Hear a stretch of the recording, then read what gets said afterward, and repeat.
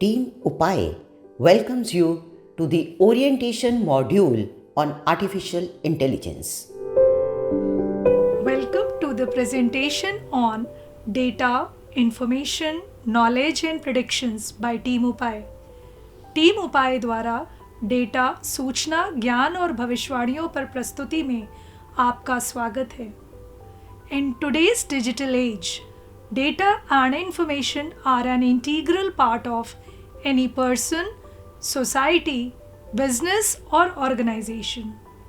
From small startups to large companies, all are making their decisions based on data and information. Companies collect data and information to understand customer behavior and maximize economic benefits. आज के digital युग में data और information किसी भी व्यक्ति, समाज, व्यवसाय अथवा संगठन का अभिन्न अंग है. छोटे स्टार्टअप से लेकर बड़ी बड़ी कंपनियां सभी अपने फैसले डेटा और इंफॉर्मेशन के आधार पर ले रहे हैं. कंपनियां ग्राहकों के व्यवहार को समझने और आर्थिक फायदों को बढ़ाने के लिए आंकड़ों और सूचनाएं इकट्ठा करती हैं. In today's world, we are inundated with information. Understanding and processing different levels of these information is very important to make a decision. With the development of modern day topics, artificial intelligence and machine learning, data has become even more important because artificial intelligence can help us understand huge amounts of information quickly and in a more effective way. आज की वास्तविक दुनिया में हम सूचनाओं के अंबार से दबे हुए हैं. किसी निर्णय को लेने के लिए इन सूचनाओं के विभिन्न स्तरों को समझना और इनकी प्रोसेसिंग बहुत महत्वपूर्ण है. आर्टिफिशियल इंटेलिजेंस और मशीन लर्निंग के विकास के साथ साथ डेटा और भी अधिक महत्वपूर्ण हो गए हैं, क्योंकि आर्टिफिशियल इंटेलिजेंस हमें भारी मात्रा में इंफॉर्मेशन को जल्दी से और अधिक प्रभावी तरीके से समझने में मदद कर सकते हैं.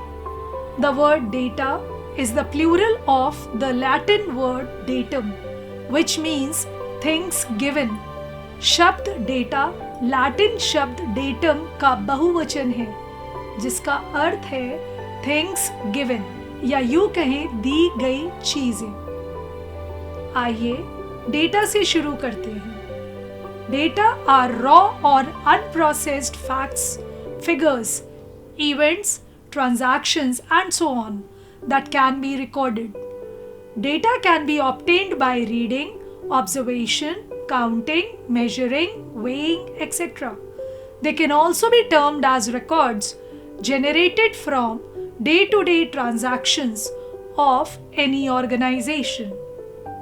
या फिर हम यूं कह सकते हैं, डेटा असंसाधित तथ्य, आंकड़े, घटनाएं, लेन देन आदि होते हैं जो दर्ज किए जा सकते हैं.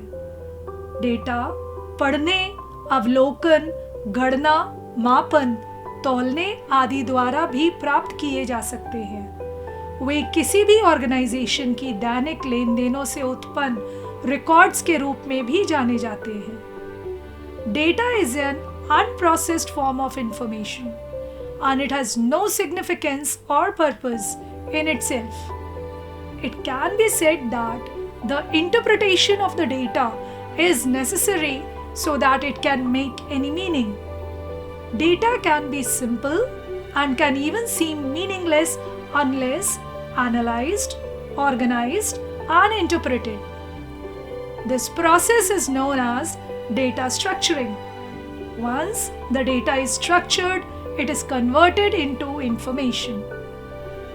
Data सूचना का एक अनप्रोसेस्ड रूप है और या अपने आप में कोई महत्व या उद्देश्य नहीं रखता. इसको ऐसे कहा जा सकता है कि डेटा की व्याख्या या इंटरप्रिटेशन आवश्यक है ताकि इसका कोई अर्थ निकल सके. डेटा सरल हो सकता है और जब तक विश्लेषित, व्यवस्थित और व्याख्या नहीं किया जाता तब तक वह व्यर्थ भी लग सकता है। इसी प्रक्रिया को डेटा स्ट्रक्चरिंग कहते हैं। एक बार जब डेटा स्ट्रक्चर्ड हो जाता है तो यह इंफॉर्मेशन में बदल जाता है। Data is an unprocessed raw material from which information is generated. For example, here you can see a picture of a man, a red color, a car, a doctor, vital scores and medicines. They are like pieces of a jigsaw puzzle in which all the pieces are scattered in different places. The data could also be the date of an invoice or a check amount or any other details such as salary, payroll details, tax details of an individual, details of a student collected through admission form entries, etc. उदाहरण के लिए data एक चालान या check की तारीख, amount या कोई अन्य विवरण जैसे कि सैलरी, पेरोल का विवरण, किसी व्यक्ति का टैक्स विवरण, प्रवेश पत्र प्रविष्टियों के माध्यम से एकत्र किए गए छात्र का विवरण आदि हो सकता है। डेटा एक असंसाधित रॉ मटेरियल या आप कह सकते हैं अनप्रोसेस्ड रॉ मटेरियल है जिससे सूचना उत्पन्न की जाती है, या एक जिक्सॉ पहेली की तरह है जिसमें सभी टुकड़े विभिन्न स्थानों पर बिखरे हुए होते हैं। Data is characterized by 4 V's. Volume refers to the amount of data. Variety refers to the different types of data. Velocity refers to the speed at which the data is generated. Veracity refers to the quality and accuracy of the data. Data की विशेषता है 4 V's.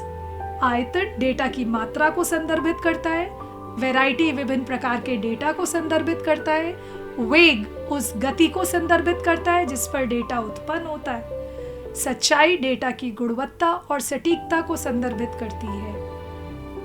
Data needs to be collected, organized and structured before it can be useful. To transform data into information, we need to process it. Processing involves organizing, analyzing, and interpreting data to obtain meaningful insights. For example, if we collect data about the cars sold in the month, we have to organize and structure the data according to the date, model, and location, so that any information can be extracted from this data, or now we can say that the data has become meaningful. Data को उपयोगी बनाने से पहले उसे एकत्रित, व्यवस्थित और संचारित किया जाना आवश्यक होता है। उदाहरण के लिए, यदि हम महीने में बिकने वाली कारों के बारे में डेटा एकत्रित करें तो हमें दिनांक, मॉडल और स्थान के अनुसार डेटा को व्यवस्थित करना और संरचित करना होगा ताकि इस डेटा से कोई जानकारी निकाली जा सके, या अब हम कह सकते हैं कि यह डेटा मीनिंगफुल हो गया है। Information is data that is processed, analyzed and presented in a meaningful way, or like a jigsaw puzzle whose pieces have no meaning as long as they are scattered. But if the same pieces are arranged, it becomes meaningful. Information, सूचना, वह data है जिसको processed, analysed और meaningful तरीके से present किया गया हो, या एक जिक्सॉ पहेली की तरह है जिसके टुकड़े जब तक बिखरे हुए होते हैं तब तक उसका कोई अर्थ नहीं होता, लेकिन उन्हीं टुकड़ों को यदि व्यवस्थित कर दिया जाए तो वह अर्थपूर्ण हो जाते हैं।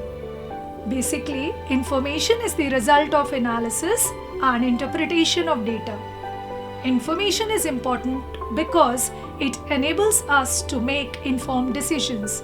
It helps us to understand our environment, identify opportunities and solve problems. Information को knowledge के रूप में परिभाषित किया जा सकता है, जिसको अध्ययन, संचार, अनुसंधान या इंस्ट्रक्शन के माध्यम से प्राप्त किया जाता है। मूल रूप से यह इंफॉर्मेशन डेटा के एनालिसिस और इंटरप्रिटेशन का परिणाम है, जबकि डेटा व्यक्तिगत आंकड़े, संख्याएं या ग्राफ होते हैं। इंफॉर्मेशन इन्हीं आंकड़ों के नॉलेज से प्राप्त होता है। Information enhances insight, reduces uncertainty and is used to achieve the intended purpose. Information यानी सूचना अंतर्दृष्टि को बढ़ाती है, अनिश्चितता को कम करती है और अभीष्ट उद्देश्य की प्राप्ति के लिए उपयोग में लाई जाती है. Examples demonstrate how raw data can be collected and organized and then transformed into meaningful information through analysis and interpretation. This information can then be used to make decisions and get positive results. However, information alone is not enough to make a decision. We also need knowledge. उदाहरण प्रदर्शित करते हैं कि raw data को कैसे एकत्रित और व्यवस्थित किया जाता है और फिर एनालिसिस तथा इंटरप्रिटेशन के माध्यम से मीनिंगफुल इंफॉर्मेशन में बदला जा सकता है. इस इंफॉर्मेशन का उपयोग तब निर्णय लेने और सकारात्मक परिणाम प्राप्त करने के लिए किया जा सकता है. हालांकि डिसीजन लेने के लिए केवल इंफॉर्मेशन ही पर्याप्त नहीं है, हमें नॉलेज या ज्ञान की भी आवश्यकता होती है. Knowledge is the understanding and insight gained from information. It is the ability to use information to make better decisions, solve problems and generate new ideas. या यूं कहे, ज्ञान जानकारी से प्राप्त समझ और अंतर्दृष्टि है या बेहतर निर्णय लेने, समस्याओं को हल करने और नए विचार उत्पन्न करने के लिए जानकारी का उपयोग करने की क्षमता है. Knowledge acquires relevance just as information acquires meaning from data. When information is processed to provide insight, draw conclusions, predict outcomes, and inspire change, knowledge is created. Knowledge differs from information in the sense that it has additional components such as experience and intuition. Information is often referred to as the who, what, where, when, and why. But knowledge is more focused on the how aspect. जिस प्रकार information data से अर्थ प्राप्त करता है, ठीक उसी प्रकार knowledge information से प्रासंगिकता प्राप्त करता है. जब इंफॉर्मेशन को इंसाइट प्रदान करने, निष्कर्ष निकालने, परिणामों की भविष्यवाणियां करने और परिवर्तन को प्रेरित करने के लिए संसाधित यानी प्रोसेस किया जाता है, तो नॉलेज का निर्माण होता है. नॉलेज इंफॉर्मेशन से इस मायने में भिन्न है कि इसमें अनुभव और अंतर्ज्ञान जैसे अतिरिक्त घटक हैं.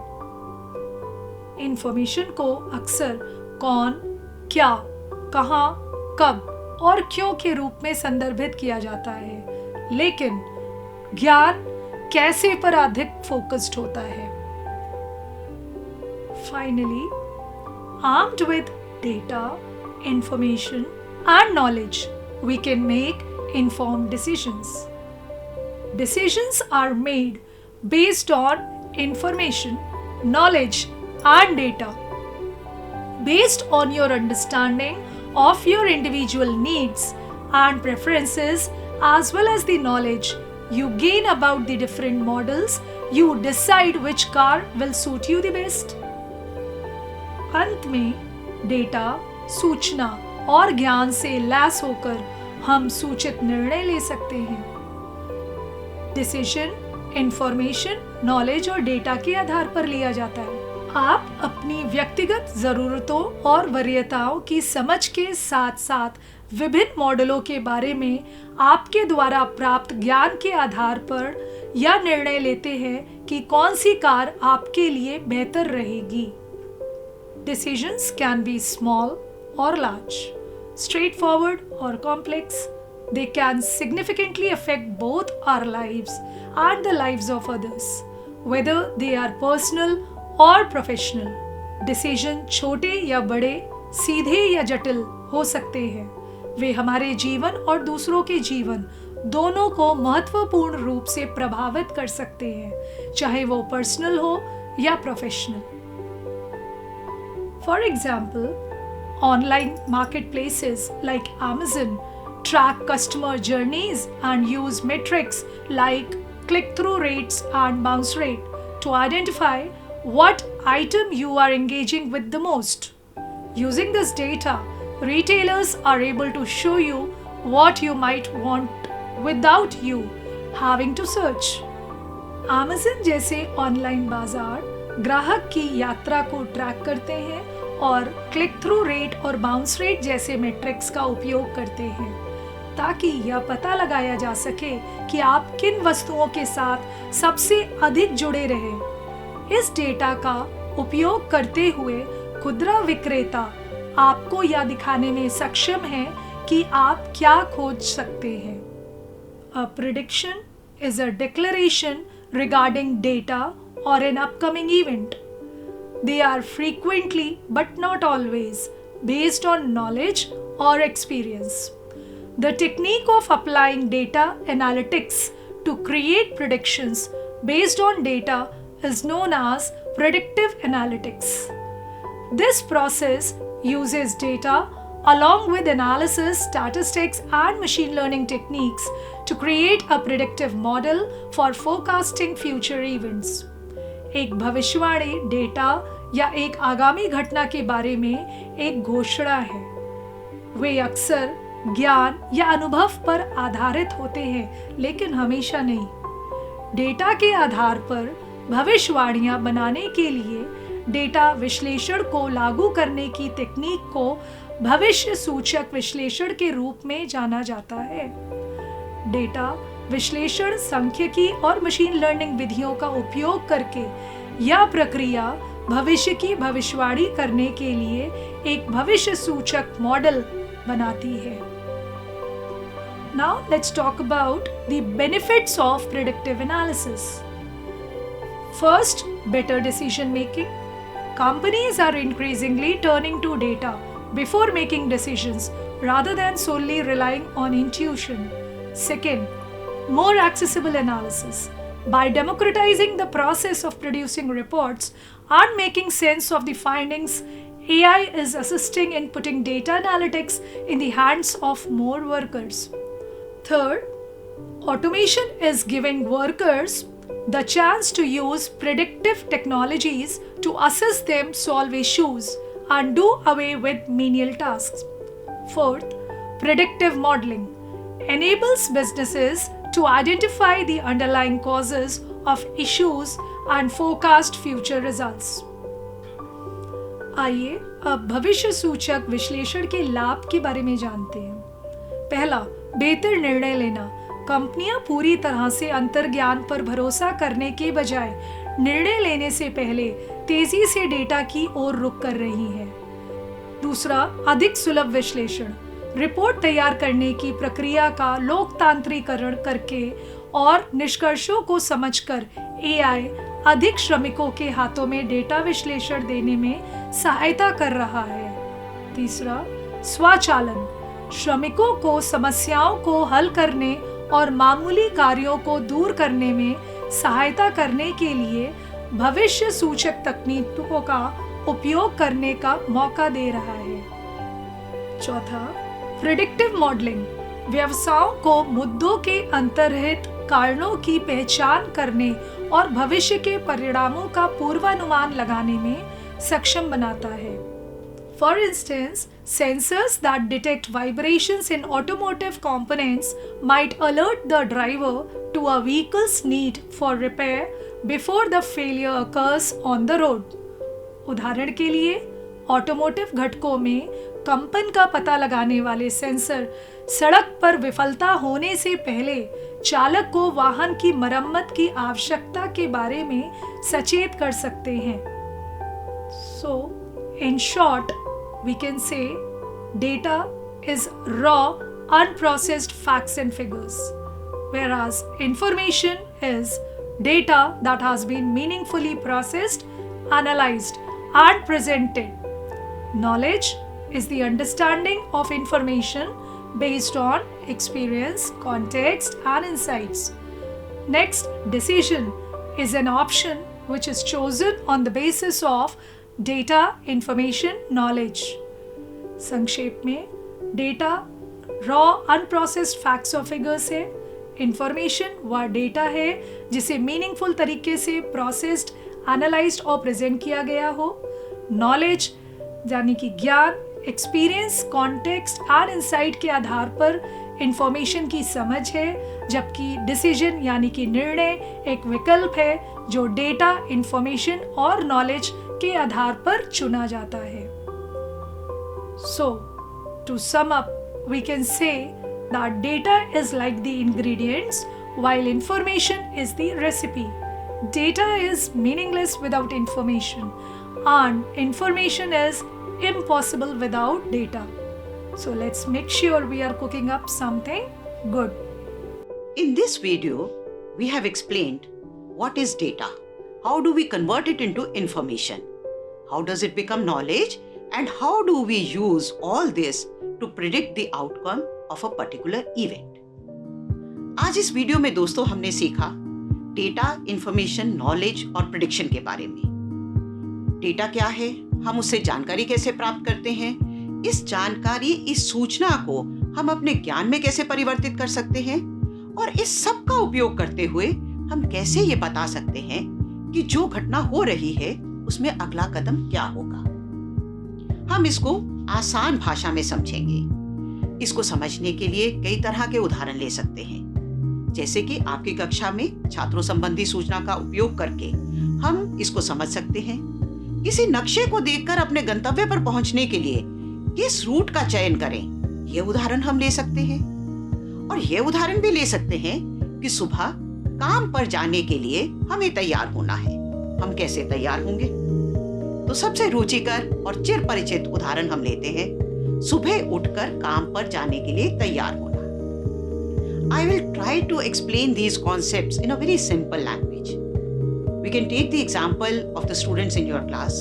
We can take the example of looking at a map and finding the best route to reach your destination. We can also take the example of getting ready for work in the morning. Let us take the familiar and interesting example of getting ready in the morning. Data is what you need to make decisions about how to get ready. Friends, how do you get ready every day? First of all, you look at the clothes available in your wardrobe. Then you consider what season it is. What is the weather forecast for the day? And then some work-related issues or some personal preferences. All of this can be represented in data, which is nothing but a simple collection of objects, numbers, and words. For example, the clothes that you have in your wardrobe is data. The temperature outside is a number, and the weather forecast may be rainy, so that is a word. Data एक संग्रह है चीजों का, अंकों का और शब्दों का। अब इसके बाद इस डेटा के आधार पर, अर्थात आपने जो सूचना संकलित की है उसके आधार पर और आपके पास जो पूर्व का ज्ञान है उसके आधार पर आपको निर्णय लेने हैं। So next comes the process of decision making. On the basis of the data information that you have collected and the knowledge that you possess, you make decisions. You will decide whether you put on a warm jacket or you will put on a raincoat and rubber sole shoes. If you are going to attend a conference or a training program, probably you would like to wear a formal dress. If you are going to visit some other schools today, you might like to choose a different outfit. And if you are taking your students for some outdoor activity, you might like to pick up comfortable clothes. After choosing your clothes, you will need to put them on. And after getting dressed, you will step out of your house for your work. This is the complete process. In the next lecture, we will talk that if a computer were to take these decisions on your behalf, what will be the steps involved? Thank you. This video has been prepared by Team Upai purely for the purposes of education and awareness. The experts have prepared the content based on information available online and in print. Examples and illustrations have been taken from various books, magazines, and articles. We do not intend to infringe any copyright. Resemblance, if any, is purely coincidental. Team Upai believes in open educational resources. We do not claim any copyright on the study material prepared by us. We do not intend to sell or earn revenue out of it. This video can be used without distortion by anyone for educational purposes.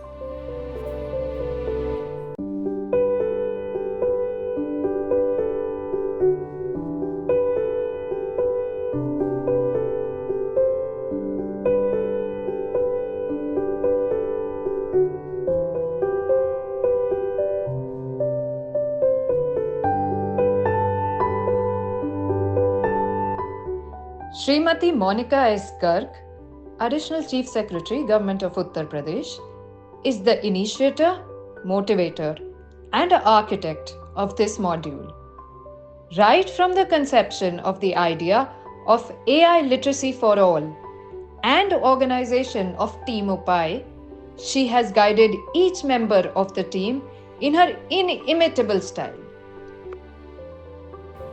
We thank Honorable Chief Minister of Uttar Pradesh, Yogi Adityanath ji, for leading us. We also thank SCRT for supporting us. Thank you for watching this video and joining our mission on AI literacy for all. Thank you. Jai Hind.